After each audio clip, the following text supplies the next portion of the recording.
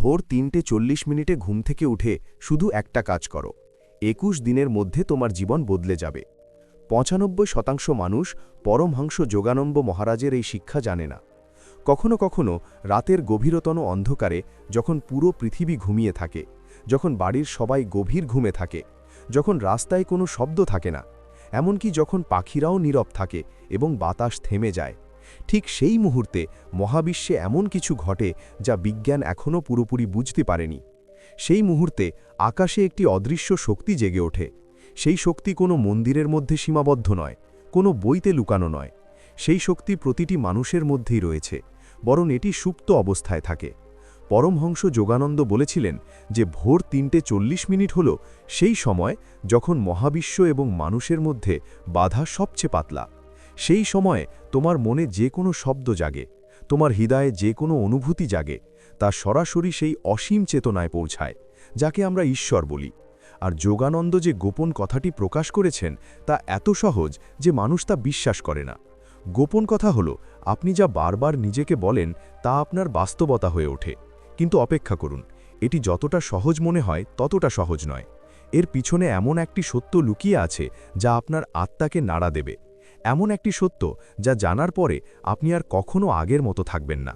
তাই আরও কিছুক্ষণ অপেক্ষা করুন, কারণ আজ আমি আপনাকে যা বলতে যাচ্ছি তা আপনার জীবনের সবচেয়ে গুরুত্বপূর্ণ মোড় হতে পারে। কিন্তু অপেক্ষা করুন বন্ধুরা, এই ভিডিওটি তৈরি করার জন্য আমি অনেক পরিশ্রম করেছি। বিনিময়ে এই কঠোর পরিশ্রমের ফল অর্থাৎ ভিডিও লাইক করুন। বন্ধুরা, ভিডিওটি লাইক করুন এবং চ্যানেলটি সাবস্ক্রাইব করুন এবং মন্তব্যে ধন্যবাদ মহাবিশ্ব লিখুন, যাতে মহাবিশ্ব আপনার ইচ্ছা শোনে এবং দ্রুত তা পূরণ করে। ভিডিওটি চালিয়ে যাওয়া যাক। হাজার হাজার বছর আগে যখন আরশি মুনি বনে ধ্যান করতেন, তখন তিনি কিছু আবিষ্কার করেছিলেন। তিনি দেখতে পেয়েছিলেন যে এই মহাবিশ্ব কেবল পাথর, মাটি, জল এবং বাতাস দিয়ে তৈরি নয়। এই মহাবিশ্ব শব্দ দিয়ে তৈরি। এটি শব্দ দিয়ে তৈরি। এবং সবচেয়ে বড় অলৌকিক ঘটনা হল, এই শব্দগুলি, এই অনুভূতিগুলিকে সঠিকভাবে পুনরাবৃত্তি করা হলে এগুলি একজন ব্যক্তির জীবন রূপান্তরিত করে, ঠিক যেমন একটি বীজ জল দিলে গাছে পরিণত হয়। পরমহংস যোগানন্দ ১৮৯৩ সালে জন্মগ্রহণ করেছিলেন।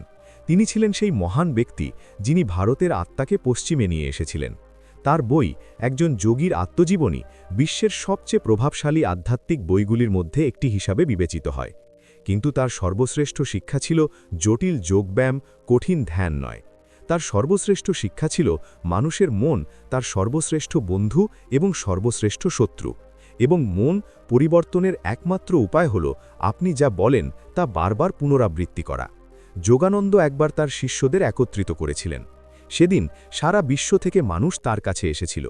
কেউ অসুস্থ ছিল, কেউ দরিদ্র ছিল, কেউ তাদের জীবন থেকে হতাশ ছিল, কেউ দিনরাত কঠোর পরিশ্রম করেছিল কিন্তু কিছুই অর্জন করতে পারেনি। তাদের সকলকে দেখে যোগানন্দ হেসে বললেন, তোমরা সবাই একই ভুল করছো। তোমরা সবাই দিনরাত ভাবছ, আমি অসুস্থ, আমি দরিদ্র, আমার কিছুই নেই, আমার জীবনে কিছুই ঠিক নেই। আর তোমরা যা ভাবো, যা বলো, তা তোমাদের জীবন হয়ে ওঠে। এই কথা শুনে একজন শিষ্য বললেন, গুরুদেব, কিন্তু সেটা মিথ্যা। যদি আমি বলি আমি অসুস্থ এবং আমি সুস্থ, তাহলে এটা মিথ্যা। যোগানন্দ তার শিষ্যের দিকে তাকিয়ে বললেন, না, এটা মিথ্যা নয়। এটা সেই সত্যকে আমন্ত্রণ জানাচ্ছে যা এখনই তোমার জীবনে আসতে চায়। তুমি যে বীজ বপন করেছ তা যদি জল না দেওয়া হয় তাহলে কখনো অঙ্কুরিত হবে না। তোমার ইতিবাচক শব্দগুলোই সেই বীজের জল। এই কথা শুনে শিষ্য চুপ করে গেলেন, কিন্তু তার এখনও একটি প্রশ্ন ছিল এবং সম্ভবত তোমারও একই প্রশ্ন আছে। তাহলে আসুন এই প্রশ্নের মূলে যাই। আমাদের মন দুটি ভাগে বিভক্ত। একটি অংশ হলো সচেতন মন, যা চিন্তা করে, বোঝে এবং যুক্তি দেয়, এবং অন্য অংশ হলো অবচেতন মন, যা ক্রমাগত কাজ করে। এটি আমাদের হৃৎস্পন্দনকে চালিত করে, এটি আমাদের শ্বাস-প্রশ্বাস নিয়ন্ত্রণ করে, এটি আমাদের অভ্যাস গঠন করে। যোগানন্দ বলেছিলেন যে অবচেতন মন একটি শিশুর মতো, যা কিছু বারবার শোনে তা সত্য হিসাবে গ্রহণ করে। এটি সত্য না মিথ্যা তা নির্ধারণ করে না, এটি কেবল পুনরাবৃত্তিকে স্বীকৃতি দেয়। যখন তুমি বারবার বলো আমি ক্লান্ত, তখন তোমার অবচেতন মন এটাকে একটা আদেশ হিসাবে গ্রহণ করে এবং তোমার শরীরকে আরও ক্লান্ত করে তোলে। যখন তুমি বারবার বলো আমার দুর্ভাগ্য, তখন তোমার অবচেতন মন তোমার ভাগ্য পরিবর্তনের সমস্ত দরজা বন্ধ করে দেয়। আর যখন তুমি বারবার বলো আমি সুস্থ, আমি সমৃদ্ধ, আমি শান্তিপ্রিয়, তখন তোমার অবচেতন মন সেই সমস্ত শক্তি জাগ্রত করতে শুরু করে যা এই জিনিসগুলিকে বাস্তবে রূপ দিতে পারে। আর এখান থেকেই পরমহংস যোগানন্দ তার শিক্ষায় বারবার যে আশ্চর্যজনক প্রক্রিয়াটি পুনরাবৃত্তি করেছিলেন তা শুরু হয়। নিশ্চিতকরণের শক্তি। কিন্তু এটি কেবল শব্দ পুনরাবৃত্তি করার বিষয় নয়, এটি একটি সম্পূর্ণ আধ্যাত্মিক অনুশীলন, এটি একটি সম্পূর্ণ জীবনধারা। এবার আসুন বুঝতে পারি এই ২১ দিনের রহস্য কী এবং ভোর ৩:৪০ ঘুম থেকে ওঠার সাথে এর কী সম্পর্ক। বিজ্ঞানীরা দেখেছেন যে কোনো নতুন অভ্যাস দৃঢ় হতে কমপক্ষে ২১ দিন সময় লাগে। এই ২১ দিনের নিয়মটি ড ম্যাক্সওয়েল মাল্টস ১৯৬০-এর দশকে আবিষ্কার করেছিলেন, যখন তিনি একজন প্লাস্টিক সার্জন ছিলেন। তিনি লক্ষ্য করেছিলেন যে যখন তিনি রোগীর নাক বা শরীরের অঙ্গপ্রত্যঙ্গ পরিবর্তন করতেন, তখন রোগী তাদের নতুন ভাবমূর্তি গ্রহণ করতে সংগ্রাম করতেন। আগে এটি কমপক্ষে ২১ দিন সময় নিত, কিন্তু একই আমাদের মনের জন্যও সমানভাবে সত্য। যখন আপনি ২১ দিন ধরে একই কথা নিজের কাছে পুনরাবৃত্তি করেন, তখন এটি আপনার অবচেতনে এত গভীরভাবে ডুবে যায় যে এটি আপনার জীবনের একটি অংশ হয়ে ওঠে। এবং যখন সেই চিন্তা আপনার অবচেতনের অংশ হয়ে ওঠে, তখন আপনার সমগ্র আচরণ, আপনার চিন্তাভাবনা, আপনার সিদ্ধান্ত, আপনার শক্তি সবকিছুই সেই দিকে চলতে শুরু করে। পরমহংস যোগানন্দ এতে আরেকটি উপাদান যোগ করেছেন, ভোর ৩:৪০ সময়। তিনি বলেছিলেন যে রাত ৪টের আগের সময়কে আমাদের শাস্ত্রে ব্রহ্ম মুহূর্ত বলা হয়। সেই সময়টি সবচেয়ে শক্তিশালী। সেই সময়ে প্রকৃতিতে একটি বিশেষ কম্পন থাকে, বায়ুমণ্ডলে ইতিবাচক শক্তির প্রবাহ সবচেয়ে বেশি। সেই সময়ে মনের স্তরগুলি সবচেয়ে পাতলা হয় এবং শব্দের প্রভাব সবচেয়ে গভীর হয়।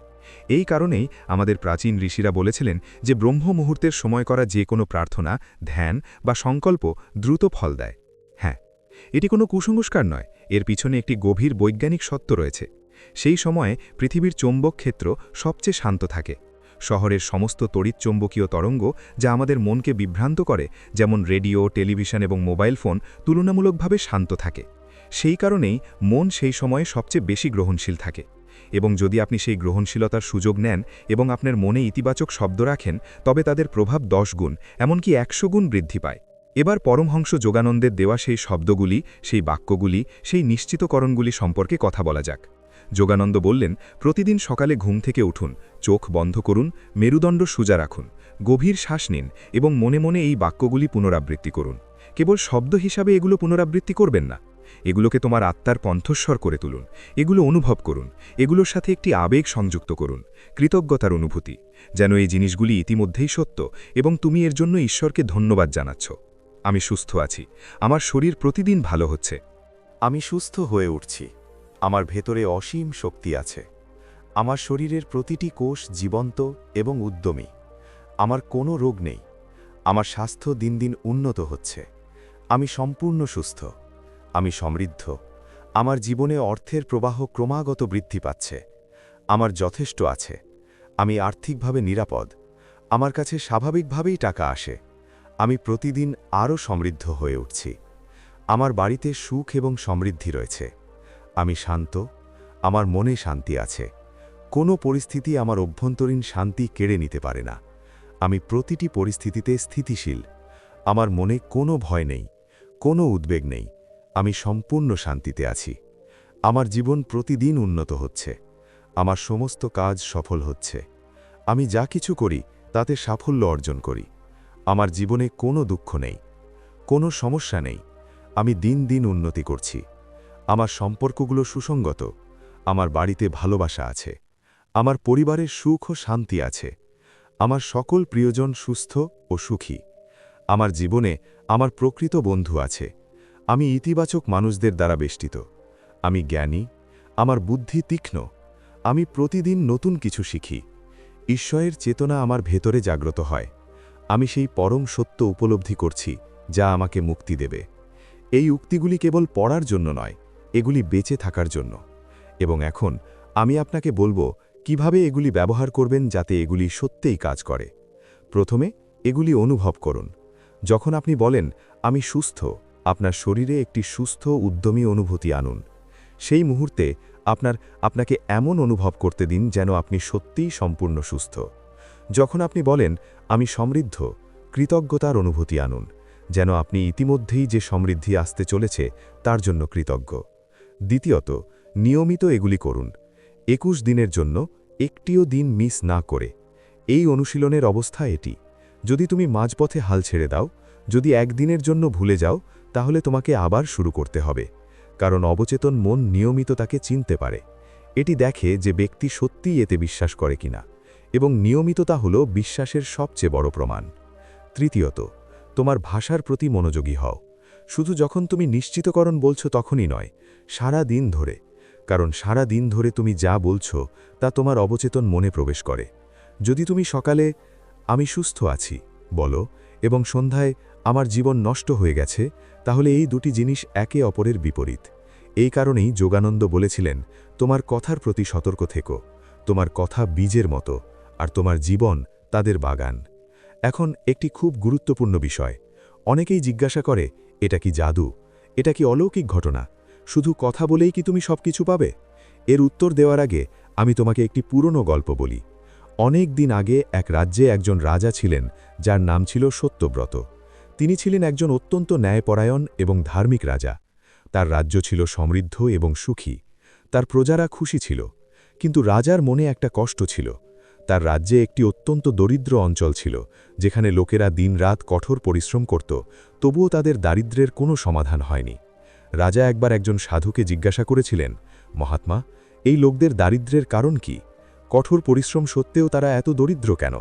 সাধু বললেন, মহারাজ, তাদের দারিদ্র্যের কারণ তাদের কঠোর পরিশ্রম নয়, বরং তাদের কথা। সকালে উঠে প্রথমে তারা যা বলে তা শোনো। রাজা তার দূতদের পাঠালেন। দূতরা গিয়ে শুনলেন। তারা জানালেন যে সেই অঞ্চলের লোকেরা ঘুম থেকে ওঠার পর প্রথমে যা বলে তা একই রকম। আজও একই দিন। তারা এখনও তাদের জীবিকা নিয়ে চিন্তিত। জীবনে কিছুই বদলাবে না।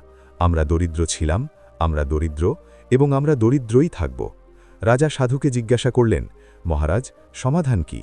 সাধু বললেন, মহারাজ, ওই লোকদের সকালে ঘুম থেকে উঠে বলতে শেখান, আজ একটি শুভ দিন। আজ আমার জীবনে নতুন সম্ভাবনা আসছে। আমি সমৃদ্ধ হচ্ছি। আমার যথেষ্ট আছে। ঈশ্বর আমাকে রক্ষা করেন। রাজা ঠিক তাই করলেন। তিনি সেই অঞ্চলের লোকেদের এই শিক্ষা দিয়েছিলেন। প্রথমে লোকেরা এটা অদ্ভুত বলে মনে করেছিল। তারা বলতো যে তারা ক্ষুধার্ত এবং দাবি করত যে তারা ধনী। এটা কিভাবে হতে পারে? কিন্তু রাজা তাদের এটি ব্যাখ্যা করেছিলেন এবং তারা ২১ দিন এই অনুশীলন করেছিলেন। ঋষি যখন ২১ দিন পরে ফিরে আসেন, তখন তিনি দেখতে পান যে এলাকাটি সমৃদ্ধ হয়ে উঠেছে। পরিবর্তন আসতে শুরু করে, মানুষের আচরণ বদলে যায়, তাদের মধ্যে নতুন শক্তি ভরে ওঠে, তাদের কর্মকাণ্ড নতুন দিকে মোড় নেয় এবং ধীরে ধীরে সেই এলাকার দারিদ্র্য দূর হতে থাকে।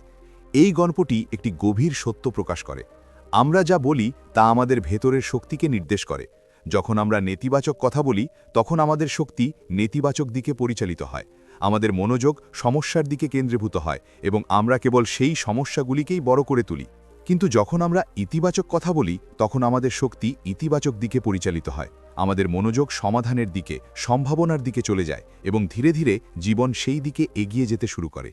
এটি জাদু নয়, এটি বিজ্ঞান এবং এটি আধ্যাত্মিকতাও। এখন আরেকটি প্রশ্ন উঠতে পারে, যোগানন্দ নিজে কিসের ভিত্তিতেই শিক্ষা দিয়েছিলেন? তার জীবনে কি এর প্রমাণ আছে? হ্যাঁ, পরমহংস যোগানন্দের সমগ্র জীবন এই শিক্ষার জীবন্ত প্রমাণ। যখন যোগানন্দ ছোটবেলায় গুরুতর অসুস্থ হয়ে পড়েন, তখন তার বাবা তাকে একটি ছোট মূর্তি দিয়েছিলেন এবং বলেছিলেন যে যখনই তিনি অসুস্থ বোধ করেন, তখন তার সাথে কথা বলুন এবং তার কাছে প্রার্থনা করুন। তরুণ যোগানন্দ ঠিক তাই করেছিলেন। তিনি পূর্ণ নিষ্ঠার সাথে প্রার্থনা করে বললেন, মা, তুমি যে কোনো কিছু করতে পারো, আমি সুস্থ হব। এবং তিনি সুস্থ হয়ে উঠলেন। এটি ছিল তার জীবনের প্রথম অভিজ্ঞতা, যা তাকে শিখিয়েছিল যে বিশ্বাসের কথার অসীম শক্তি রয়েছে। পরে যখন তিনি আমেরিকা গিয়ে আত্ম-উপলব্ধি ফেলোশিপ প্রতিষ্ঠা করেন, তখন তিনি তার শিষ্যদের প্রথম এবং সবচেয়ে গুরুত্বপূর্ণ শিক্ষা দিয়েছিলেন, যেটি ছিল নিশ্চিতকরণের শক্তি। তিনি বলেছিলেন, তোমার মনকে বলো তুমি কি হতে চাও, তুমি কি তা নয়, কারণ মন তুমি যা বলো তাই হয়ে ওঠে। কিন্তু আমরা এখন পর্যন্ত যা আলোচনা করেছি তাতে একটি গুরুত্বপূর্ণ উপাদান বাদ পড়েছে, বিশ্বাস। কিন্তু অপেক্ষা করো বন্ধুরা, আমরা তোমাদের জন্য এই ভিডিওটি তৈরি করার জন্য অনেক প্রচেষ্টা করেছি, তাই বিনিময়ে দয়া করে সেই কঠোর পরিশ্রমের ফলটি লাইক করুন ভিডিওটি। বন্ধুরা, দয়া করে ভিডিওটি লাইক করুন এবং চ্যানেলটি সাবস্ক্রাইব করুন এবং কমেন্টে ধন্যবাদ বিশ্ব লিখুন, যাতে মহাবিশ্ব তোমার ইচ্ছা শোনে এবং দ্রুত তা পূরণ করে। আসুন ভিডিওটি চালিয়ে যাই। পরমহংস যোগানন্দ বলেছিলেন যে নিশ্চিতকরণগুলি প্রাণহীন যদি সেগুলি কেবল শব্দের পুনরাবৃত্তি হয়। বিশ্বাস তাদের জীবন্ত করে তোলে এবং আবেগ বিশ্বাসকে জীবন্ত করে তোলে। যখন তুমি বলো আমি সুস্থ আছি, সত্যিই অনুভব করো যে তুমি সুস্থ। তোমার সারা শরীরে সেই শক্তি অনুভব করো, সেই অনুভূতিতে বেঁচে থাকো। এটা বোঝার জন্য একটা উদাহরণ দেওয়া যাক। কল্পনা করো যে একটা শিশু পরীক্ষা দিতে চলেছে। যদি সে বাড়ি থেকে বেরোনোর সময় মনে করে আমি জানি না, আমি ফেল করব, সবাই জিজ্ঞাসা করবে আমি কত নম্বর পেয়েছি, তাহলে পরীক্ষার ঘরে তার মন ভুলে যাবে এমনকি যা সে ইতিমধ্যেই জানে, কারণ সে ভয় এবং দ্বিধায় মরা। এটি হলো নেতিবাচকতা, এটি বুদ্ধিকে বাধা দেয়। কিন্তু যদি সেই একই শিশু জন্য বাড়ি থেকে বেরিয়ে মনে করে আমি পড়াশোনা করেছি, আমি জানি, আমি ভালো করব, তাহলে তার মন শান্ত থাকবে, তার স্মৃতি জন্য তীক্ষ্ণ থাকবে এবং সে তার সেরাটা দিতে সক্ষম হবে। এটি কোনো গোপন বিষয় নয়, এটি মনোবিজ্ঞান, এবং যোগানন্দ এই মনোবিজ্ঞানকে হাজার হাজার বছরের আধ্যাত্মিক জ্ঞানের সাথে একত্রিত করে এমন একটি অনুশীলন তৈরি করেছেন যা প্রতিটি মানুষের জন্য কার্যকর হতে পারে। এখন আরেকটি গভীর বিষয়, যোগানন্দ বলেছেন যে নিশ্চিতকরণ কেবল একটি মানসিক প্রক্রিয়া নয়, এটি একটি আধ্যাত্মিক প্রক্রিয়াও। যখন তুমি বলো আমি সুস্থ আছি, তখন তুমি শুধু তোমার মনের কথাই বলছো না, তুমি সেই পরম চেতনাকেও বলছো যা সব কিছু শোনে, যা সব কিছু জানে। আর সেই পরম চেতনা, যাকে আমরা ঈশ্বর বলি, তোমার কথা, তোমার অনুভূতি, তোমার প্রার্থনা শোনে। আর যখন তুমি বারবার সত্যিকারের হৃদয় এবং পূর্ণ বিশ্বাসের সাথে এটি বলো, তখন সেই পরম চেতনা সেই শক্তিগুলিকে জাগ্রত করে যা তোমার কথাগুলিকে সত্য করে তুলতে সাহায্য করে। এটা ঈশ্বরের করুণা, এবং এই করুণা প্রতিটি মানুষের ওপর বর্ষিত হয়, কিন্তু শুধুমাত্র তাদের ওপর যারা সেই দরজা খুলে দেয়, এবং সেই দরজা হলো ইতিবাচক আবেগ, ইতিবাচক কথা এবং সত্যিকারের বিশ্বাস। তাই এখন আবারও স্পষ্ট করে বলা যাক তোমার কি করতে হবে।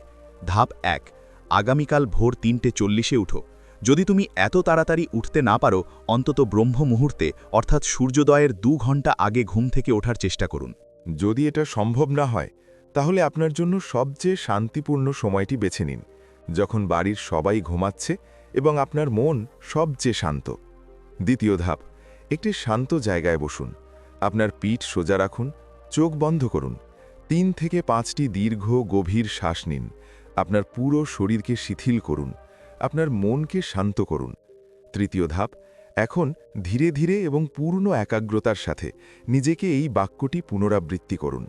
আমি সুস্থ, আমার শরীর সম্পূর্ণ সুস্থ, আমার ভেতরে অসীম জীবনী শক্তি রয়েছে, আমার কোনো রোগ নেই, কোনো ব্যথা নেই, আমার প্রতিটি কোষ সুস্থ এবং উদ্যমী। আমি সমৃদ্ধ, আমার জীবনে অর্থের অভাব নেই, আমার যথেষ্ট আছে। আমি প্রতিদিন আরও বেশি উপার্জন করছি। দেবী লক্ষ্মী আমার বাড়িতে বাস করেন। আমার ব্যবসা, আমার কাজ, আমার পেশা সব কিছু ঠিকঠাক চলছে।